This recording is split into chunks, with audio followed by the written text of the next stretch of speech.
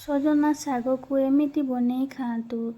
ସେଥିପାଇଁ ମୁଁ ଏଠି ନେଇଯାଇଛି ଗୋଟେ ଜହ୍ନି, ପିଆଜ, ଶୁଖିଲା ଲଙ୍କା, କଞ୍ଚା ଲଙ୍କା ଓ ରସୁଣ। ସଜନା ଶାଗକୁ ଧୋଇକି ରଖିଛି।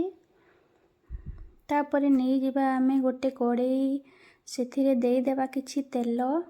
ତେଲ ଟିକେ ଗରମ ହେଲା ପରେ ଆମେ ସେଥିରେ ପକାଇଦେବା ସୋରିଷ।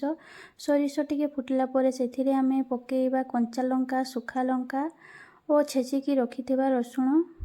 ରସୁଣ ଟିକେ ହେଲା ପରେ ସେଥିରେ ଆମେ ପକାଇଦେବା ପିଆଜ।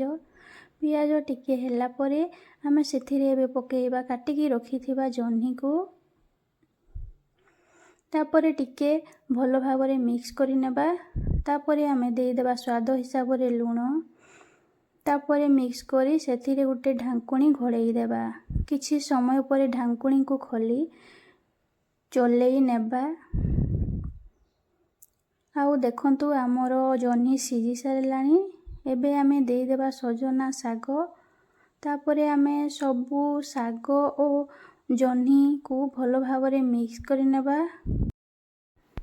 ଏବେ ଆମ ସଜନା ଶାଗ ସିଝି ସାରିଲାଣି, ତ ଏଟା ଏବେ ସର୍ଭ କରିବା ପାଇଁ ରେଡ଼ି।